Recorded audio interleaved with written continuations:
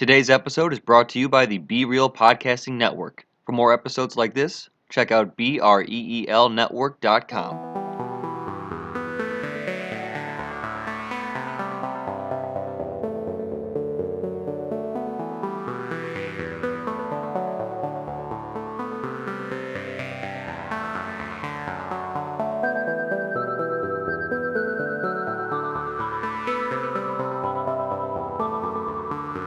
Hey Tony, I like video games.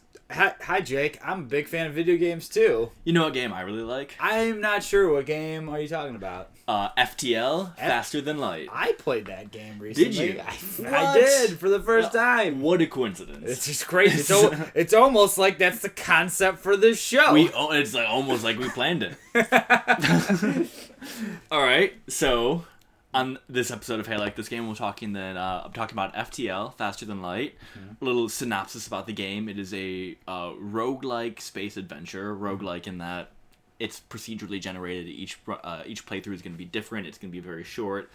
Playthrough of the game will last, I guess, anywhere between like 1 to 2 hours. Oh, About less than that. Maybe if you lose as fast as you do. That is true. It varies. But like this, that's like the nature of a roguelike, right? For people that don't know what roguelikes are, it's basically a run-based game, like Jake was saying. Random elements. Usually, the map's totally different. The characters you play are totally different. Your power-ups are different. Different in the sense that it's a grab bag of stuff. You know, like you never know what you're gonna get from encounter to encounter, but it's always kind of playing within the same rules. So once you understand the rules of the game, you can kind of figure out how to play within these random elements. Right. Their roguelikes have gotten really big over the past couple of years. Binding of Isaac's another, I guess, probably the most famous one. I would say like one of them up there. I mean, like roguelikes have been around for a very long time, but they've with the indie game scene getting so much bigger. Right. People have been getting into that. Like Enter the Gungeon's one that came out recently. Nuclear Throne's another one. What's another roguelike? Rogue Legacy, which I've played a ton of. Like that was my first foray into roguelikes. Yeah. It was interesting to dive into something that's like way more roguelike, or I guess just a different type of roguelike than I'm used to. Because Rogue Legacy, the one game I put a lot of hours into before this, was roguelike in the sense that like the dungeon changes and there's different power-ups and stuff depending on like the dungeon layout you get, but there's a lot of customization right from the get-go, like armor pieces and weapons and different stuff like that, and it's like an action-oriented game. But this one's a little bit more methodical. Would you agree? It's a strategy game. Yes. Yeah. So the basic premise is you are a ship for the, I guess, Federation that you have to get to the end of the stage, which is like I think 8 different. Yeah, it's like eight different worlds, like 8 different like slices of space, like 8 galaxies that you travel across. So you have to like travel at the end, and I don't even know exactly what you're doing. You're like trying to like carry like a message. Yeah, you're trying to get a message to like your Federation like leaders or something. And along the way, you run into rebels, pirates, like slave traders, whatnot. So, you can start with. How many different ships are there? I think in the advanced edition, there's like about 30 ships that can be unlocked. There's like probably, let's say, just throwing a number out there, we should have this stuff. But I want to say 30. Yeah, I don't know if there's like 30 base ships. Like I was thinking more like 16, but within each of those 16 base ships, they have between 3 to 4 different layouts that kind of change a little bit of what that ship can do. Well, you were playing vanilla, or were you playing? No, I did advanced. Advanced. Yeah. But so basically, the way the game works is you pick your ship out, which has different crew members, which are made up of various aliens. Different weapon systems are better or worse depending on the ship you play. So, like, one ship might be really good at weapons. Another one might be really good at invading other ships. Right. Another one might have droids that attack for you, so you don't have to really worry about that. So, you pick your ship. You enter the first galaxy. When you look at the world map, there's multiple nodes on there. You can only travel to the ones that are connected by a dotted line, but you're trying to get to the exit. Once you get to that exit, you warp to the next galaxy, and then it starts kind of all over again. Yeah. Going from node to node, making your way towards the exit, there's a bunch of different types of encounters. Like there's, like Jake was saying, you could run into slavers or into other like hostile alien ships, or you might run into something that's like, you found the wreckage of a ship. What do? Do you go try to salvage it? Do you blow it up with missiles, or do you move past it? Yeah. Depending on your choice from that like text breakdown, because that's how the story and your choices are. It's all text-based. Depending on your choice, different scenarios will play out. So if you, in this scenario, if you decide to blow up the ship, maybe that alerts pirates, and then you have an encounter. Right. Or if you go to salvage a ship, maybe you'll just get, the salvage points or money or The scrap. Yeah, scrap. Yeah. Or you'll get fuel for your ship. All these things that kind of play into your run and like building your ship. So like the whole point of the game is get to the end of the like universe by these different galaxy points and build up a ship that is sturdy enough to make it through this final boss, which is very hopefully difficult, strong enough to beat the final boss. because that's really tough. And we will talk about the final boss, I'm sure, at length. Yeah. But yeah, it's all about kind of the journey, and since it's random, and since there's a lot of interesting little wrinkles that can happen from not even galaxy to galaxy, but jump to jump on within that galaxy between node to node. There's so many different things that can happen, and I think that getting in my favorite part of this game, I'm just gonna jump right into that, is the emergent storytelling that happens between those between your jumps and like making your way to the end of the galaxy. Like, Really? Yeah, it's my favorite part. It's my favorite part of this game because like, so I got really into like renaming characters, renaming my ship, and like playing out different scenarios that I thought were cool. This is like very much a space game. It harkens to me something like a Star Trek. Like very, very much you need to man your posts within your ship because in engagements, the way things work is you see your ship, you see the enemy ship. When you're looking at your ship, you see the inside of it from a top-down perspective. So you can see your crew members within the ship manning their different stations. You got a guy who's a pilot. There's a gunner. There's a guy in the engine room. There's somebody manning the shields or the med bay or like various different doors. Yeah, various different systems. Surveillance system. Yeah, there's a ton of different systems, and like each ship has its own starting systems, and you can like along the way by coming across stores also purchase different systems. But yeah, basically onto your point. Right. So like you see your crew members in there, and there's it's just an interesting thing of seeing those characters within your ship, and as you play through the game, they get better at stuff. So if you designate a guy as a pilot, they're only going to get better as a pilot, which increases your evasion. But I think it's cool how things progress through these random elements. So like here's a really good run that I vividly remember that really kind of got me into the game. So started off with 3 human people, base stats, base everything. It's 3 different people, your pilot, a gunner, and a guy working in the engine room. Very first jump to a node, we got invaded. Everybody died except for my pilot. Like, barely made it out. Like, it was like a terrible scrap. But I was like, I'm not restarting this run. When I first started playing the game, I was like, I refuse to restart this run. Because it's tempting. Because it is, yeah. Because you can just quickly restart and say, wipe state clean, let's do it all again. It's always random, so like, fuck it. Right. But I was like, I'm gonna keep going with this. Through the random events of the game, I was able to make it through every encounter because I found a really good weapon on like my second jump. So I had like really good weapon systems, and since I had a guy only being the pilot all the time, my evasion went up super duper high. So I was able to dodge and maneuver out of the way of enemy ships. Right. So right. like, and I had good weapons too that would fire automatically. So it was like taking down guys like it was no one's business. I made it through, I think, 4 galaxies, maybe 5 galaxies. Not bad. With that, and through a certain course of events, the very first node that I could travel to in this like 4th or 5th galaxy was a shop, and in that shop you can purchase weapons or different systems or upgrades to your ship, all this additional crew member. Yeah. What's available at a shop is entirely random as too. well. Right. So I bought a new crew member. So I bought a new guy. I was like, I'm at the point now where like it's getting a little bit harder. I need somebody else Right. to man those systems. Very next jump, I get invaded again and got wiped clean. So like as I'm playing it, I'm making up the story as I go along. Like I'm following this lone pilot trying to get the message to the Federation, like he's a one-man army, but he has such an important message to get to the Federation leaders or whatever. That it was like really fun to like play that in my head.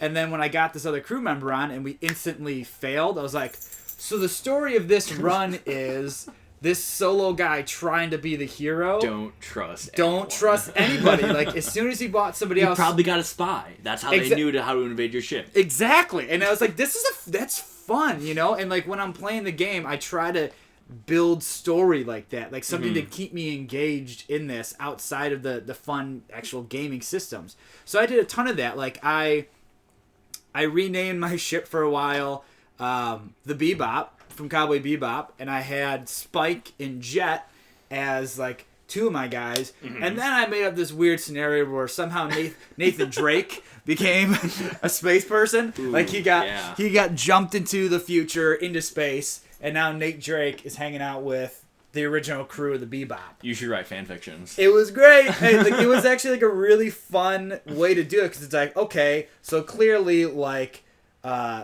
Jet is like our pilot, or Spike, depending on the situation. Like they're manning that or the engines, and then Nate's like, well, the only thing I really know how to do is kill people, so obviously he's the gunner, which he does very well. Exactly. And like he's the gunner, and then whenever we got invaded, I had Spike be the first one to attack people because he knows Jeet Kune Do. He has the best fighting skills out of anybody. So like I assigned them these roles and like played them out the way that I thought the way I thought those characters would. Yeah. So I had a really good time doing that part of it. And it works. Like I had a great time doing that. Like a really good time doing that. I think it's really funny that one of your favorite parts was like the narrative that you can make out of it, because until I had started playing this game again for the sake of the podcast, I hadn't heard the music at all. Yeah. Because the way I started playing the game, I would basically like just mute it, like listen to like music or like a podcast, or even like throw on a YouTube video or something. Like I'd never rename my crew members. Did you read the text? My ship. I didn't at first read the text, but then I would start to, because like the same sort of scenarios will come up, and then like something like, oh, there's a like invasion, like and like a ship hails you and says, we're being attacked by spider aliens. It's like, what do you want to do here?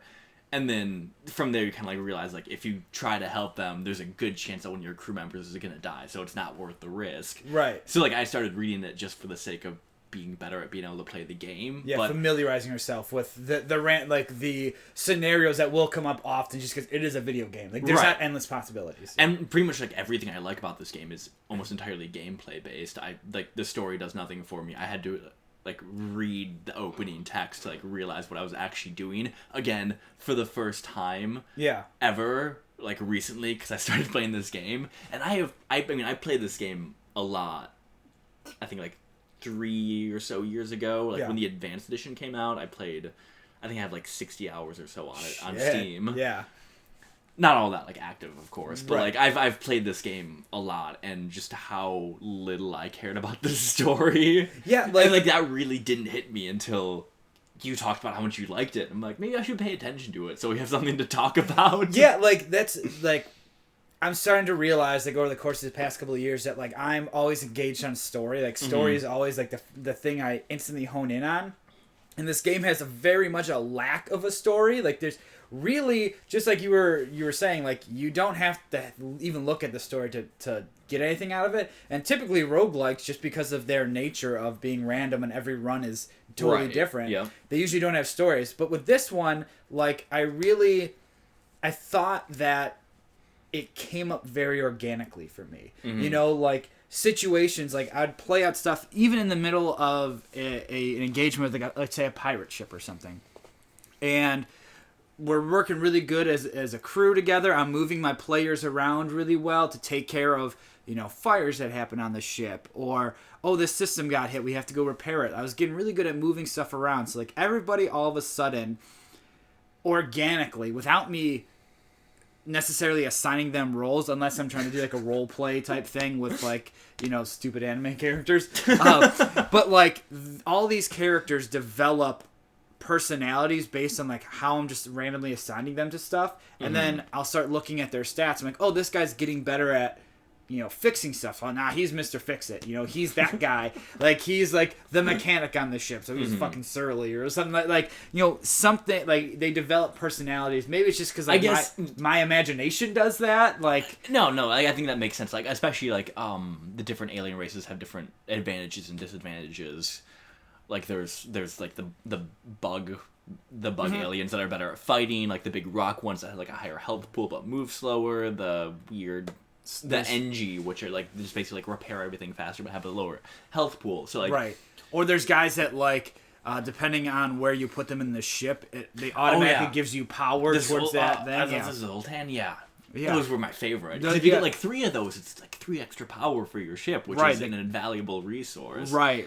But yeah, basically like the different characters do eventually kind of come into their own role, mostly because of one necessity of where they need to be put. Like when you put somebody in the weapons room, your weapons will recharge and shoot faster. Shields will rebound faster if you have somebody stationed in the room, and your crew members kind of like take on that role as they are stationed in that room for a longer and longer period of time, and then their stats go higher and higher. Right, because they're getting better at doing it. Right. So I guess in that way they are characterized, but I would never say like, Buttercup from the Powerpuff Girls got transported forward in time and is now hanging out with Boba Fett. Yeah, so like but like that's how I think about these games. I put story in where they're all interchangeable pixel art. There's no distinguishing characteristic from one character to another if they're the same race. I completely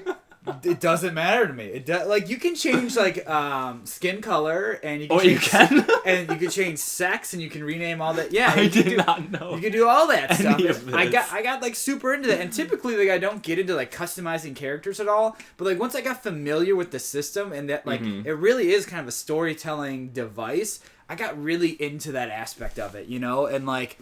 I still remember my best pilot, that single pilot that made it to like the 5th galaxy. Oni. His name was Oni. Random name that was given to him, but like he's still at the top of my stat sheet when it comes to like evasion.